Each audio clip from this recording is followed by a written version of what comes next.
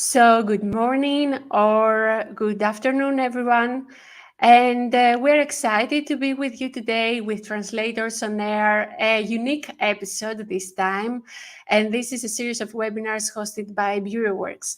This initiative is centered around the beating heart of our industry, as I always say, in the era of AI translators. And throughout this series of events, translators have different roles. So they may be managers, they may be professors, they may be students, and we delve into the transformative era of AI, offering insights into the translators' evolving roles.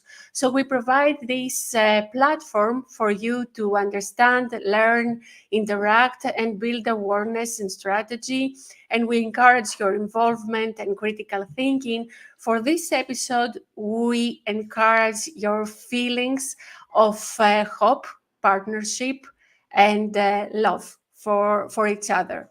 So allow me to introduce myself. I'm Viveta Jean with 20 years of experience in this industry. I have 360-degree view, and I serve as an AI language solution specialist. I'm an MTP trainer and a PhD candidate in translation. I hold the position of head of partnerships here at BureauWorks, a translation technology company synonymous for me with innovation in the translation tech field. I would add synonymous with we care about translators.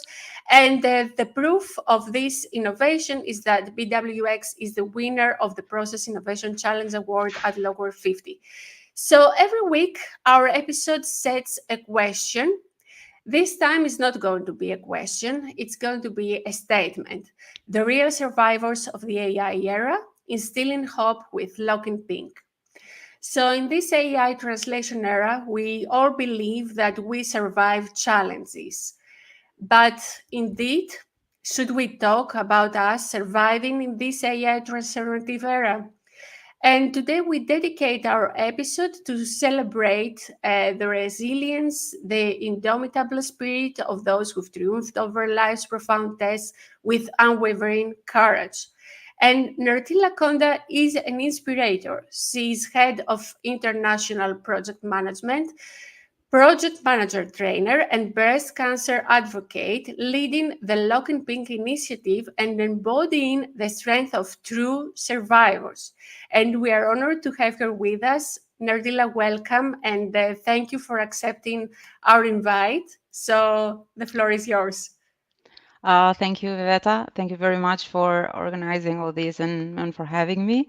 I'm excited to be here and thank you for the nice introduction. It doesn't happen every day to be interviewed by one of your initiative ambassadors. So thank you for that and for your support throughout. You pretty much made an introduction to my role in the industry. I've been around for 13, 14 years so far, and I've been lucky to deal with different roles, to wear different hats. And right now, I'm in a manager role. I'm head of international project management, which is a fancy title um, to introduce someone who deals with the international clients, with the international departments of an LSP. I'm a proud project manager. I will say that. I'm very passionate about project management, and it is something close to my heart. And in the past years, something closer to my heart is the breast cancer cause, and that's where LocInPink was born from. We will delving more in depth about that too, but yeah, thank you. Yeah, and thank you very much for this introduction. One question that I miss every time to have for my special guest is, and especially when they are dealing with translations, is how did you decide to be involved in the translation industry and localization industry? Um, I have always been passionate about languages, like since I was small. But the credit for it was my father who noticed my passion for languages, and he always supported me in that, and he made sure that I was, following that path. I studied languages at university, and Actually, I was a teacher for some years. Then I moved to translation, which I loved. It was a new industry to me, and it was really exciting. It was nothing like they told us at university, you know. And I was then introduced to management, which again I was really excited to learn about. And yeah, here I am. It's been a it's been a real Fantastic. journey. Yeah. Okay, this is a rhetorical question, but as we're reaching the end of this year, did you regret it? Regret what? Being in this industry Oh after no, all definitely these no, no, challenges? absolutely not. It is a fact that the industry is ever evolving, never stopping. Like, every day there's some development or something new in it. But I think that this Hmm. is what actually kept me in the industry. The dynamics of it and this newness, this being up to date with the latest developments. Absolutely not. No, I'm very lucky to be in the industry. Yeah. And I'm this not is planning to how go anywhere anytime soon. Yeah, yeah. this is great. This is great. And this is how we should see it and committed. So, can you elaborate on the specific challenges faced by professionals in the localization industry within this AI era and how it has influenced the perception of survival in this field? Um, as I said, I started in the industry as a linguist, and during my journey in the industry, I've been in different roles. So I've been able to see firsthand the challenges that different roles have faced, and but also better understand them, right? In the course of over a decade now, there have been a lot of challenges actually. I think mostly in the technology aspect, when it comes to technology and when it comes to machine translation and AI. The most significant probably challenge would be the striking the balance between human expertise or human touch and automation. We've heard that for decades now, and with the rise of AI recently, there's this temptation to fully automate the localization process. And while AI is believed to handle certain aspects or steps of the localization pretty well, scarily well, I think that we can all agree that it struggles with several aspects like cultural or linguistic ones. So I think that's one of the main challenges, that the balance, finding that balance. And one main challenge also it could be like the rapid development of AI itself. Like, uh, Mhm. and it raises several questions, right? Are we ready for it? Where is it going? How fast is it going? Can we keep up with it? Or even there are questions about whether it will make us obsolete at some point. It does remind me of the time when machine translation first emerged. Similar questions were being asked around, but with AI is definitely more different. This is this technology we don't know. There's a lot of uncertainty around it, and it's going out there very fast and in a unpredictable way, I'd say. Um, what I and this is a challenge that I personally face as well.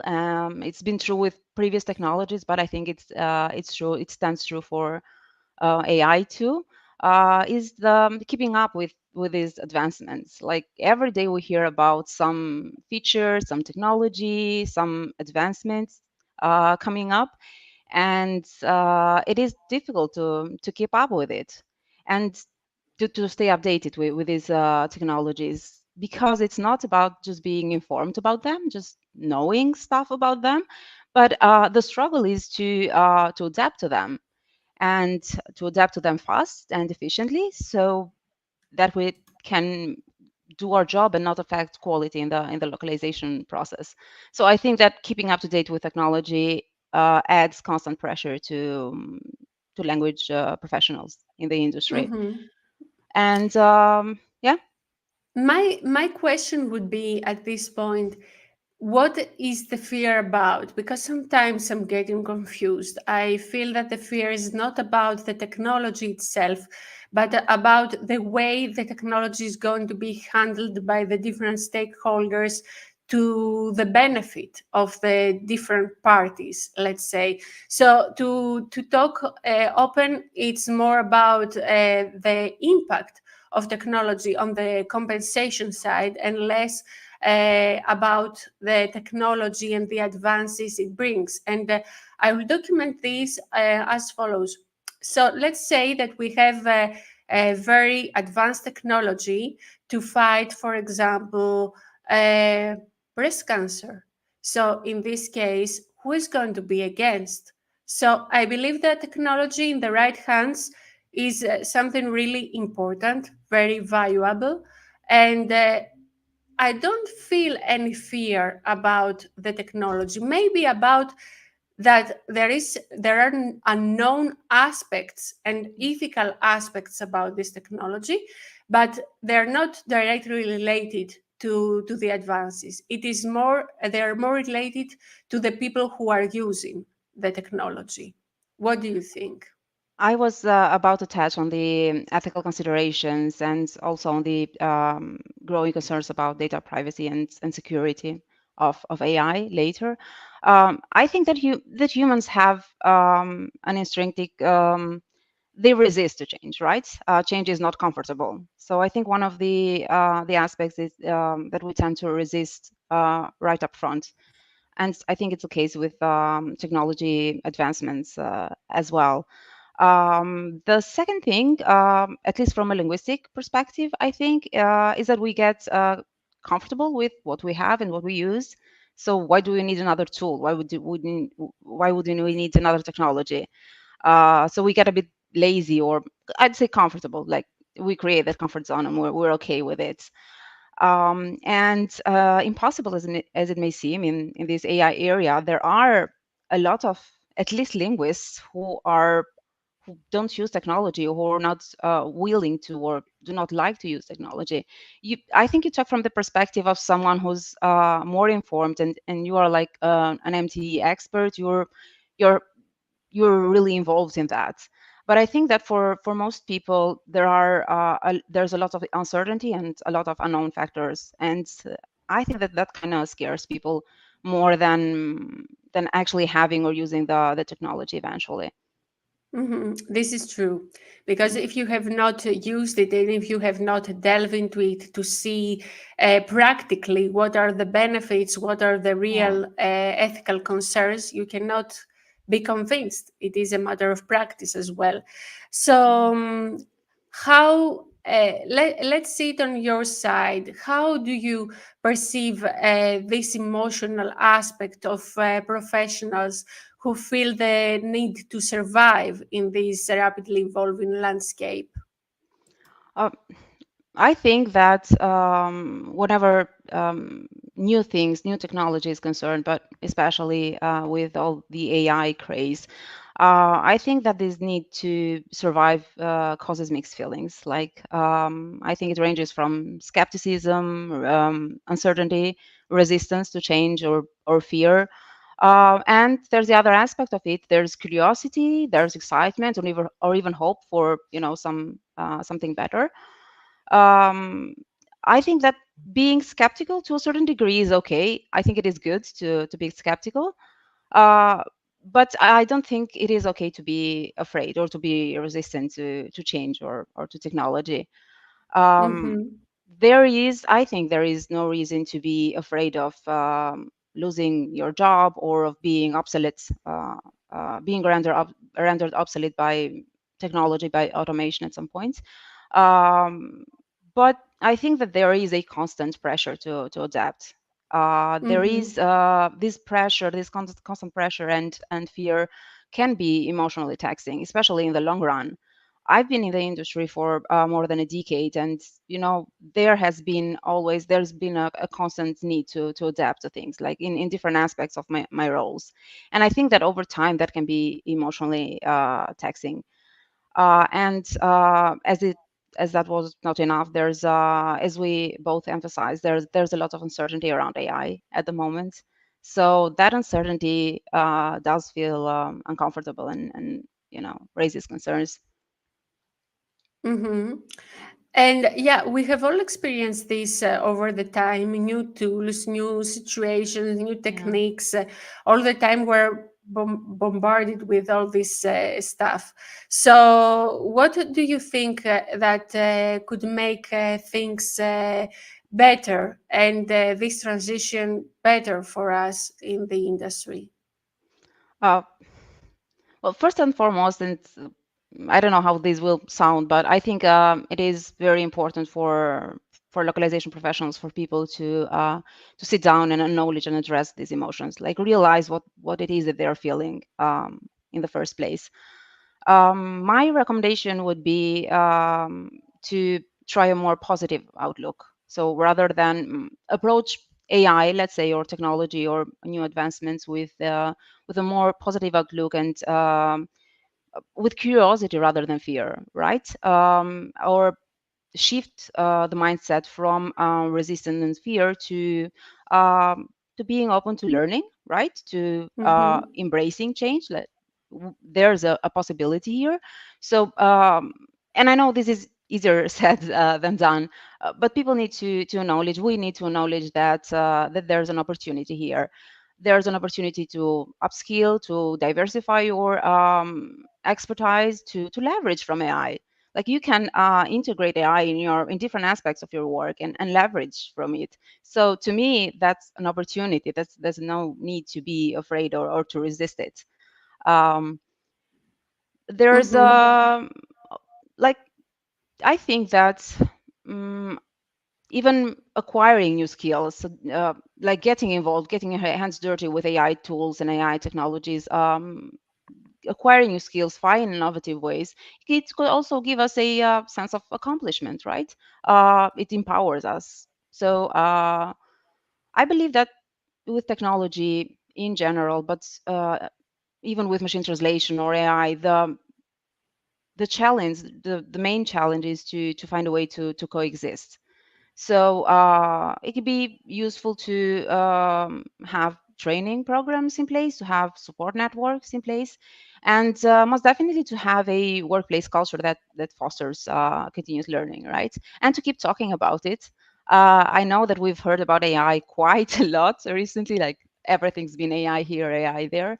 But I think that if we keep talking about it, the more normal it will become for people, right? The more they will know, the more knowledgeable they will be about it, and there's no need to be afraid or skeptical or resist it eventually, I think. Mm-hmm. Yeah, this is the idea. A positive mindset. This is what the research shows, that a positive mindset and all the transformation from a negative or neutral mindset to a positive is what initiates and triggers trainability, and then this change of mindset that will probably lead us somewhere, because as things cannot go back, we need to find our way, not to accept without criticizing, let's say, things, because this is productive, but accepting in a way, adapting to new things with our terms. And the most important would be not to be isolated, because this is what I feel most, that every one of us is working towards one direction for their own benefits. So it's not exactly like that. We should make bridges, lay bridges, Yeah, and work together, and find how we can do things for mutual benefit. LSPs and managers and yeah. CEOs and Academia, translators, yeah. everyone should have the Mm, same right to have an opinion about how are things going, and have a share of responsibility in the solution, because in the end, when you share, you have a responsibility there. So, mm, and transitioning from this part of the localization story to the theme of real survivors, How do you see the role of breast cancer survivors as the real survivors, and what motivated you to proceed with the initiative of Lock in Pink? Okay, the conversation is getting better.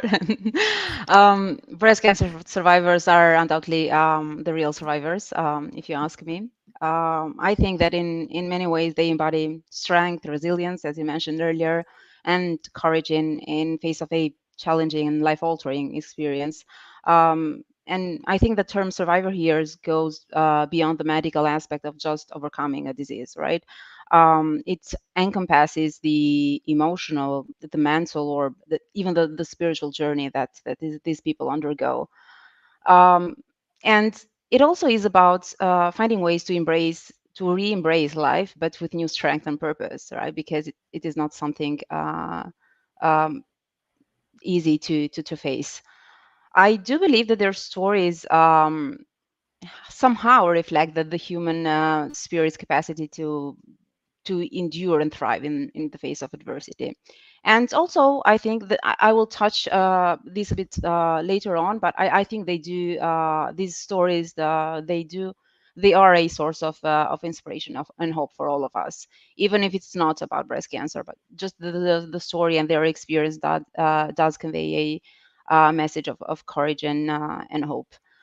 And as for my motivation to start with the initiative, this is a question I get quite a lot actually, and I'll try to be short about it. I started supporting the breast cancer cause a few years ago, mainly locally, by supporting local NGOs here in Albania, and by doing a little work to raise awareness and in smaller circles like families and friends and colleagues and so on. Looking back, I think that I was repeatedly finding myself in situations, let's say, that were directly related to breast cancer, but in which I had not planned to be. So I was kind of gravitating towards the cause. Uh, but I think that the turning point was a personal experience that I had a couple of years ago. I had a huge scare myself, basically, and I thought that I had breast cancer. I found a lump in my breast. I freaked out, and I didn't tell anyone because I'm not sure whether it is breast cancer, and those couple of days that I was waiting for the doctor's appointments, they were a nightmare. Luckily, mine was a false alarm, you know. But when I walked out of the doctor's room, I realized a couple of things. It was like, my eyes were Mhm. opened. I realized a couple of things, and I promised myself that. First of all, I would never let anyone be in a similar situation alone ever, and that I would do anything that I could to help raise awareness and and persuade people to get screened and to take care of their breast health. So it was in October 2022. There was this Wear Pink at Work event that I was planning to attend, and I'm thinking, the localization industry, it's a female dominated community, so why not invite some people to join and help raise awareness? And so I did. I reached out to people. Little did I know that it would resonate so much, and that it would be met with such great support. And all of this support that I got back motivated me to move it forward, to keep going with it. Yeah. Yeah. It is one of these stories where everybody, I think, we identify ourselves with your story at a point for a different situation, maybe, but the feeling is almost the same when it has to do with a life threatening issue and or challenge, I would say. And it is very important when someone takes again the responsibility to take something from a personal level to a humanitarian level. And this means a lot because we need these initiatives. And another thing, Nartila, that yeah, I'm a little bit, I'm going to criticize a little bit, but we should at some point, is that I see this trend, I would say, because this is the correct word, about people who talk about the human touch, the human aspect, that AI is going to replace us, etc., etc. And yeah, I went through your Instagram. I think it was I first saw your Instagram, then I saw your webpage, and I was really motivated because, as you said, we all have our stories, and at some point we need to share. But what I noticed is that, in spite of our how to say, our actions to motivate people to care, to to to raise awareness, to be involved, to get involved, in reality we don't see so much, action in the end. This is what I see. And it is only sometimes of the year we all see it, like Christmas, Easter, whatever are the sensitive periods. But after that, nothing happens. All the real survivors disappear, people who are suffering disappear. So even for this event today, I would expect people to share their feelings more, to be more, how to say, to go to your website and check more, to have something. And I feel that there is a lot of fuss about, okay, we need to be human, but in the end, are we human? I mean, where is this human aspect that we're waiting for? This is for all of us. It's not only about, our audience, about you. It's about me. It's about all of us who live on this planet. How humans are we in the end? And I wish there was a human meter to count this value. Okay, so saying this, I would like to go a little bit to something nice and share with the audience um, my screen. So here I have your website. Oh, okay. So so I can Yeah, go to the everybody homepage. just know that it's yeah, the website is pretty new.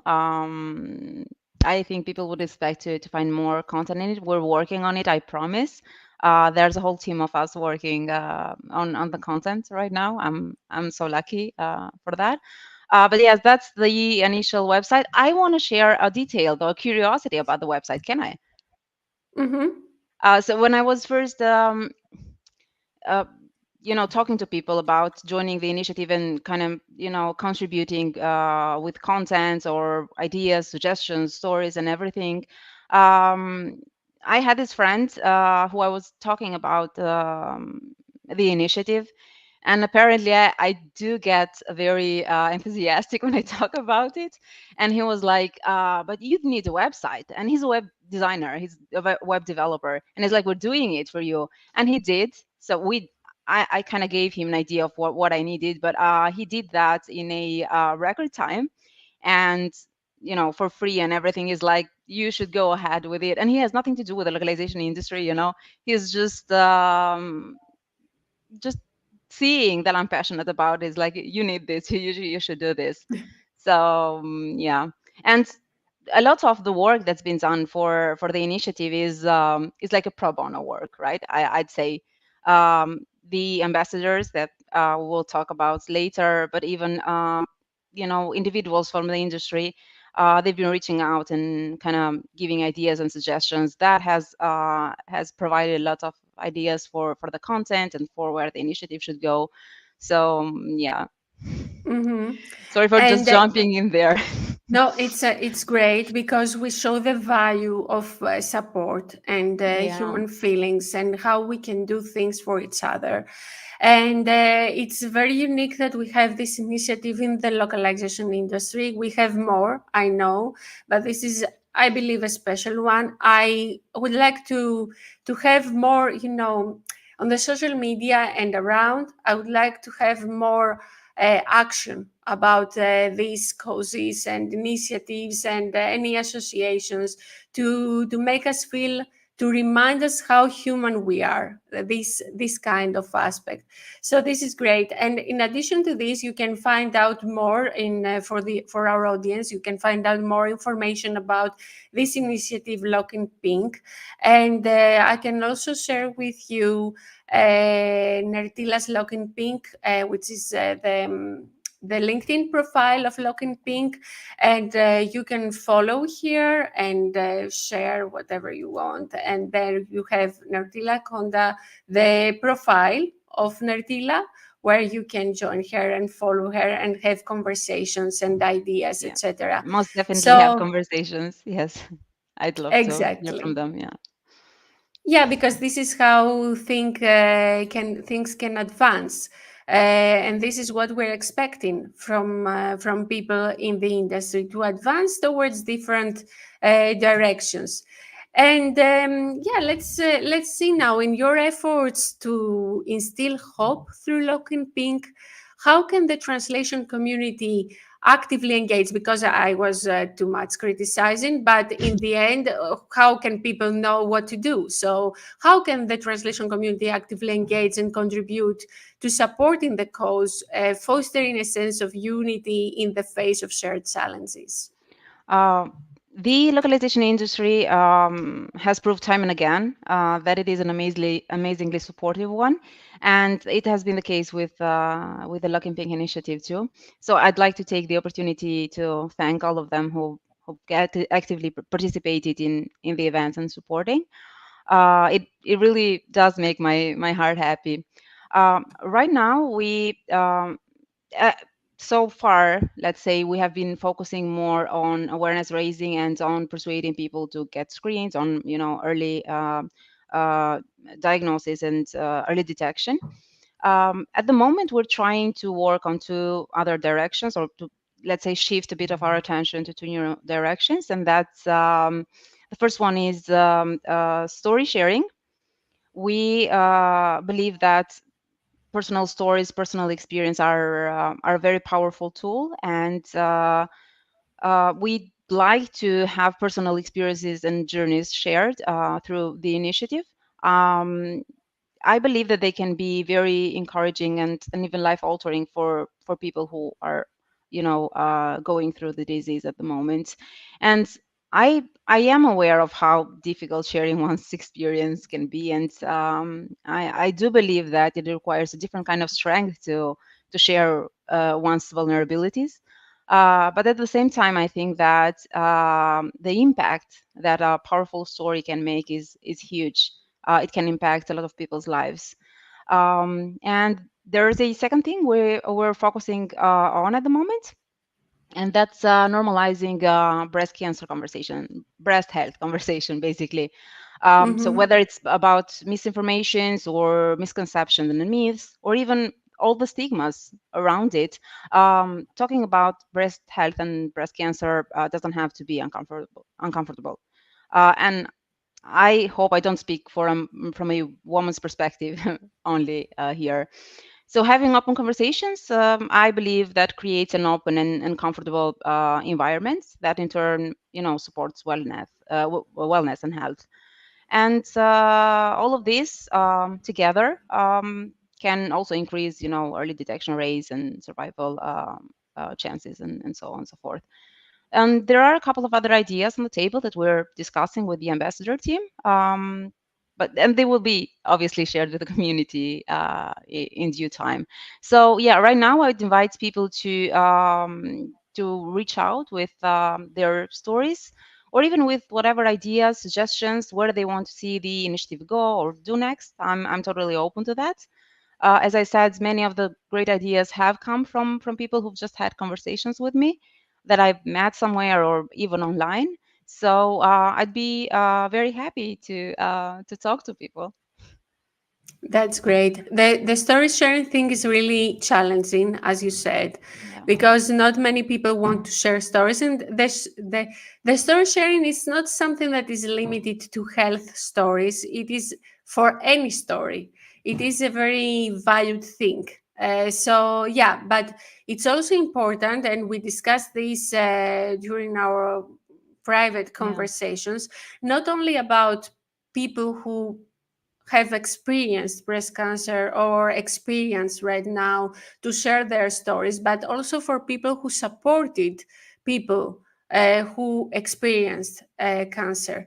So, and it's not, I think it's not limited. It's not about breast cancer. It's about any type of disease causing the same feelings, which needs support. It's more about support and the feelings and less about the type of the disease, even if now we're talking about something really specific.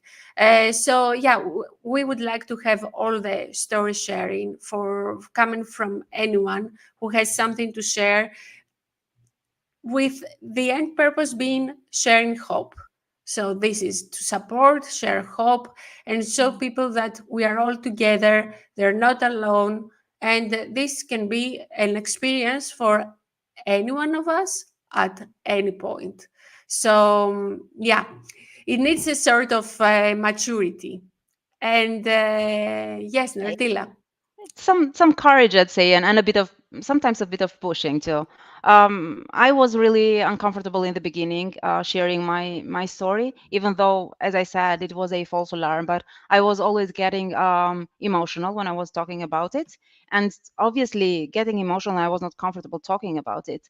And I realized that the more I was doing it, the more comfortable I was getting about it. So it was I was normalizing it basically, and I saw the impact that it was having on other people. Like people really evaluate, like they appreciate personal stories. You can tell all the stories in the world, but if you share a personal one, that has a different impact in someone's life or journey. So I kind of told myself that yeah, it is a bit uncomfortable, but talking about Mhm. you never know whose life you can change, or you can really make a difference. At least that's what I've seen from the initiative, firsthand. I have seen it's made an impact. Yeah. Exactly. And now it's time, I think, to talk about the people who contribute. Now it's time to talk about some of my favorite people. Okay. But yeah, as I mentioned, there are people from different areas and categories who of the localization industry who have contributed. The first being, like, if I had to categorize them or split them in groups, the first one would be localization professionals from all areas and roles, like individual people that I've worked with at some point or that I even didn't know. They have reached out to me, sharing their ideas, stories, and even experiences, personal ones. That's really, very valuable to me. I appreciate that so much. And the second group, so to say, is the ambassador team. After I took the initiative live at Elia Together this February, I came up with the idea to have ambassadors for this because I believe that you know together we're stronger. I don't have to do this by myself. So I had this idea of having ambassadors for the team, and I started inviting people and telling them the story and what I was thinking about the initiative back then. So we are in constant communication with them, and we're talking about where the initiative is heading next. We're discussing ideas that we have on the table, and they are supporting the initiative both via their online platforms and also in person events, in localization events they're participating. So they've done a really great job, and I'm so lucky that I've been able to tap into their experience and knowledge. That's the most I couldn't expect more of that. Yeah. Great. And I think that we have two of them today Yay. with us. So I can invite, if Yeah. she's available, on stage Indre, Yes. who is here. So let me. Okay, here you are, Indre. Hi, Indre. How are Hello. you? Hi, hi, hi, hi, everyone. All in pink. It was a surprise for today. Yes, Yeah. we are the So Welcome, ambassadors. Intra. We have to do that. Good to see you, Yeah. it's girls. It's great to see you, and thank you for accepting to be with us for a few minutes because it means a lot. And I'm going to have a question because I know that probably we don't have much time to go through all the points. So you've been an avid supporter of the initiative since the very beginning, and I had special chats with Nertila talking to me about how important is your contribution. So, what does it mean for you to be an ambassador to the cause? Can you share with us your journey so far? Uh, okay, so maybe I will just start with a short introduction. I'm Indra. I'm from Lithuania, the CEO of BV Translations. Um, I remember we were having these conversations with Nertila about LocInPink, when it was just, a baby in the womb, not even, being out Yeah. anywhere. And I was pushing her all the time. Yes, you have to do it. You have to do it. Come on, you can do it. So, and I remember her last year in Rome. No, not last year, this year in This Rome, February, yeah. this February. So we just found, a time slot because, it's a good cause. We found a time slot for her to introduce the Lock and Pink idea. And I remember standing next to her on the stage and she was literally shaking. And I said, come on, you can do it, you can do it. So, and yes, then she invited me to become the ambassador of the initiative. And I mean, it wasn't an option to say no. But, sometimes people say you have to learn to say no. But it wasn't even in my mind. I said, yes, of course, we can do it together. Um, so for me, being the ambassador, I think the most important thing is that I feel stronger and it causes me a lot of strength. Because I can also briefly share my story. I remember this October, I was at the other event in Budapest and I got my results as well. 1 out of 2 came back positive and I was at the event. So just imagine how does that feel?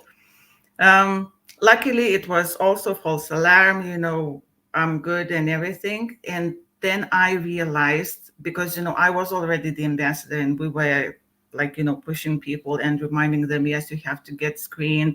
And actually, this is why I did my screening because, I feel committed to that. We're in this busy world, I will do that next week, maybe, or next month. So I felt committed to do the checkup, which came as it came back. Um, but then I realized how it is important, to talk about that because this is what we are saying. This is what Nertila was saying. It's important to talk about that. It's important to adjust or to put it on the idea, that something may happen to you. But it's also important to hear the stories, that people are cured if they are diagnosed, in an early stage. And I remember I met a girl there in Budapest during the event for the first time, and she was talking to me. Are you Indra? I said, yes. Well, Nertila told me about you, like you're the ambassador. And then we started to talk about this problem, like, yeah, I don't feel very well now because, I got these results. And she told me her story. So she shared that, she had the cancer and she was cured. And, these kind of stories, they lift you up. And this is what the ambassadors and the whole Lock in Pink initiative is all about, to lift people up. So yeah, to make long story short, for me, is the strength. It's not, of course, I'm honored to be the ambassador, but for me personally, it's a strength. It makes me feel stronger. And I always go to all the events. If I am at the event, I go to all the organizers and I tell them, give me 2 minutes on stage. I need to make an announcement. It's not even ever in the program, but I said, give me 2 minutes. It's important. And they all do. Yep. This is a great contribution. And we should be proud of you being an ambassador in a nice way because We you are. feel it this way. Yeah, exactly. But it is more about feelings. It is not a role. It is feelings behind and contribution and commitment, and that you feel you want to be next to other people, stand by them and share with people, and this is really important. I don't know, Nortila, if we have Diego with us. Do we? Diego, are you I there? If Diego is with us, he can join us because we were talking. I'm going to introduce the topic. We were talking about Nertila, about Diego, and the fact that he's an ambassador. And to connect it with the localization industry, we said that the topic is gender inclusive. It's for women and men. No discrimination there. So yeah, it would be nice to have Diego with us. In the meantime, Yeah, uh, yeah, if I can, yeah, because I think Diego might share this as well. But a couple of months ago, right before the initiative's anniversary, I had a man ask. He'd gone through the ambassador list, and he was like, "There's a lot of men there," like not in a bad way, but kind of commenting on it. And I'm like, "That's completely intentional. Like I meant for men to be represented by the initiative." And I really do believe that men can be great advocates for the cause and be a great source of support. So I totally meant for men to be there. And yeah, I wanted Diego to share his perspective as a male ambassador today. He promised he would be there, but Diego yeah, just he texted in is. the chat. He's here. He just needs But to don't be the shy, somehow thing get is, Diego. in. let me see if I can have someone off stage to see if this is the reason. So I go with Indra. Apologies for a little bit No worries. to see. Okay, Thank and you, now Indra. let's see if we can have Diego. Because Diego, if you can hear us, you have a link to join. So with this, you should be with us directly. Let me see. Okay, so in the meantime, because this is not the region, I bring Indra back. So let me see in the meantime. So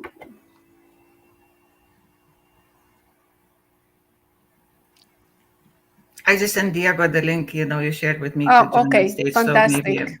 Okay, yeah. great.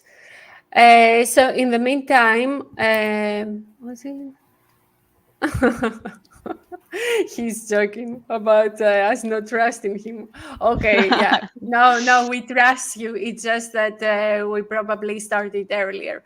Okay, so I was talking to Nertila about the story that moved me, and I realized how important is also the role of the translator in these cases, because I had a friend who one day I knew that she was experiencing breast cancer.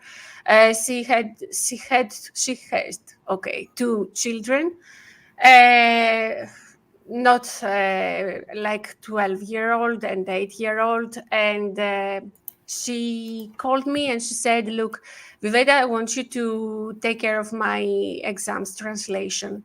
So I went through the situation to translate the exams, and I was monitoring her health situation closely. In the end, she did not win this fight, but I realized how important is our role as translators to be next to these people and do whatever we can to support them in our way, because we also deal with the exams with sensitive data, and even in some cases I would say that technology is important, because if they need something really fast and it is a matter, of life or death, then yeah, it matters. So I have Diego with us, and Diego, Hello.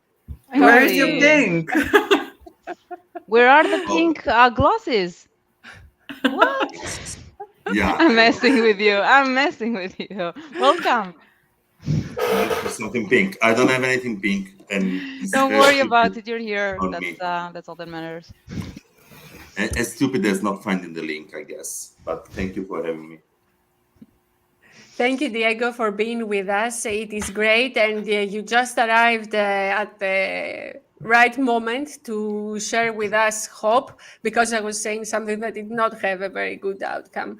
So it's good to have you with us. It's great that you are an ambassador, because we were talking about, you were watching men and women, and how men can be supporters, because it's not only about experiences, it's also about supporting. They are supporters, they are parents, they are husbands, so many things. And these are all sometimes is even more difficult, or not even more difficult, same difficult, I would say, so equally difficult. So Diego, I would go with the question, how do you feel about advocating for this cause?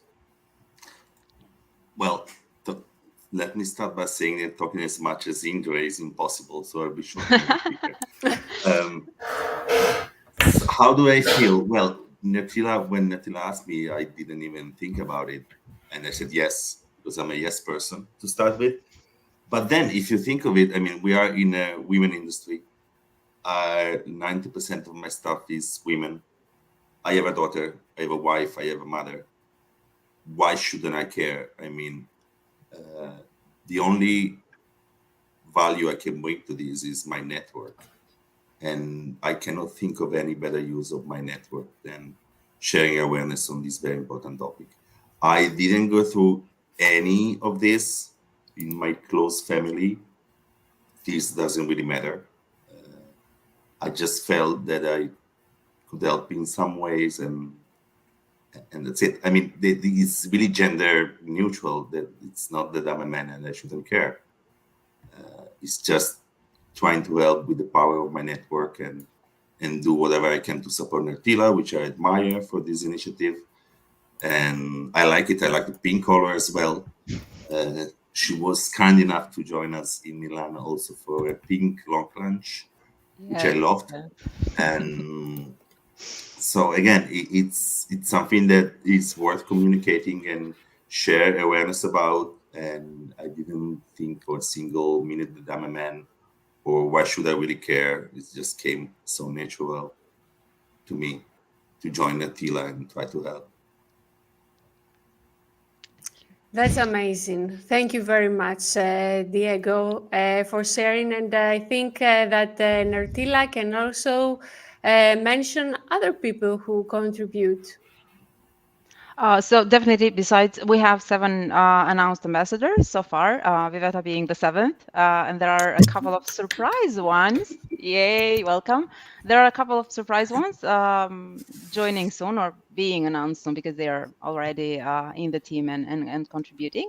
And as I said, there's people from the localization industry, like different roles. I have translators, starting from colleagues like in the office first, and there are translators, other project managers, or whatever roles it is. These people are reaching out, and we're having really candid conversations. It really makes me it makes my heart happy. I'll say it. So it is people from all over the industry and my amazing team of ambassadors. I will, yeah, my amazing, my. I'm really proud to like that's one of the greatest things I've done with initiative. I think having put together these great people. They are great in what they do in their individual roles, and whatever they do, but they are even greater when they come together and in causes like this one. So Mm-hmm. And I think there is a long way ahead, meaning that there are more things to come and more things to be organized. So, what collaborative initiatives or projects do you envision between the translation industry and breast cancer survivors to not only survive challenges, but also collectively inspire and uplift each other? yeah, I think I touched this a bit earlier. Right now we have the 2, let's call them projects, that we're putting some focus on. As far as other projects or other initiatives that will that we're discussing at the moment, I am not able to share them because they are not materialized. And that's the thing. Whenever we're having conversations with the ambassadors, like about where the initiative is going to go next, there are plenty of ideas on the table. Like ideas are countless. But the biggest contribution of the ambassadors is that so okay, we have this idea, but they are really analyzing the hows and the whens and the ifs, because there might be ideas that are not doable, or that are not doable at the moment. So we'll share in due time. Right now we're focusing on story sharing and normalizing breast talk. We're gonna focus on that. And we can see that on the website that the next action is story sharing. And yeah, we're all invited to share a story, even as a supporter or someone who is experiencing breast cancer, or any story that could spread the hope in the localization industry and around the world. And at this point, I would like to share some more information, because it's not only about hope. Hope comes from different things. So it is about cooperation, it is about partnership. And I would like to share the Elia Together event with the audience. So I'm going to, because Indre is here with us and Diego, and it's nice to show you what it is about if you don't know and you're not aware. So here you can see the website of the Elia Association, and the next event where we can together make a difference is 21st of February. So here you can see the program, and you can of course register. So it is 21st, 22nd and 23rd of February. And there, because education is also really important, not only for health issues, but for the AI era, I'm going to have a pre-conference workshop, which is sponsored by BureauWorks. It is how to efficiently post-edit with BWX generative AI translation technology. So if you are interested in this or any other presentation during this event, it's go ahead, go and register. But the important thing about the event, it's not the program itself, which is always very interesting. It is the spirit of the event, where you see LSPs and translators and people from the industry bridging the gap, coming together, sharing experiences, sharing knowledge, and being a team. And this is not very obvious in other events. There you can leverage this networking experience and feel each other in a way through the conversations. So thank you very much for organizing this event, Indre and Diego, and all the Elia Association team. Can I'm I going to add just share. two Yeah, sentences? of course. Yeah, so thank you, Viveta, for mentioning that. Just since, I'm here who is in charge of this event, and Diego is here who is in charge of the program. So if anything goes wrong with the program, that's Diego to blame, not me. I'm kidding. The program is fantastic. But yeah, if you have any questions, just reach out to me or Diego or any Elia board member. Thank you, Viveta. This is what I wanted just to add to this. Yeah, and if there is anything else that you would like to add about the event that people would appreciate, yeah, you can share. Please, Diego, if you want to share anything. I mean, the program is live. The website is showed and it's ready. I'm really happy about the program. I want to thank the committee as well, since we're here. And I want to react to what Indra said, that if anything goes wrong with everything else, so, I No, love this event. And this is the event where I think Akila talked first about this initiative in public, open public. And so it's relevant to the event. And we hope that will be there as well to support the initiative. Uh, we will surely mention the initiative there as well. okay. Yeah, I'm And hoping. I'm hoping you will. Well, and just to add, the event is happening in Riga in Latvia. Yeah, So yeah, if it's you are lucky enough, yeah, for those who are from the, other yeah. part of the world, you will experience cold winters. I can assure you that. I But can yeah, just add it's a fun. testimonial to that. I mean, I was in Rome in Elia Together this February, and it not only exceeded my expectations in terms of the program and the content and the networking, but I saw for myself like people coming together like from different roles, as Veta mentioned, like freelancers and all different roles. People were coming together, and it was such a nice thing to see. You don't see that, or it's not obvious like in your everyday work or in other events. And so I totally recommend. I'm not going to be there unfortunately, but yeah, I hope other people can join. Or I think the program are the registration closed yet? Yeah, I No, think no, they are. no. It's open, Yeah. and still you can use the early Oh, bird so rate. maybe I have a very very slim chance of. Yeah, okay. Yeah, Yeah. I hope I see you. Yeah, for Diego and Indre for sure, and I hope I see you, Nertila, there as well. Be It's nice. going to be amazing, and yeah. So I have some goodies to share with the audience. So um, one is the link to the registration for Elia, and I'm sharing right now. The second thing is, yeah, let me see if it happens or not. Maybe, yeah, maybe I don't know. So the second thing is about partnerships. So because it's a day of partnerships, I can share my screen and show you here.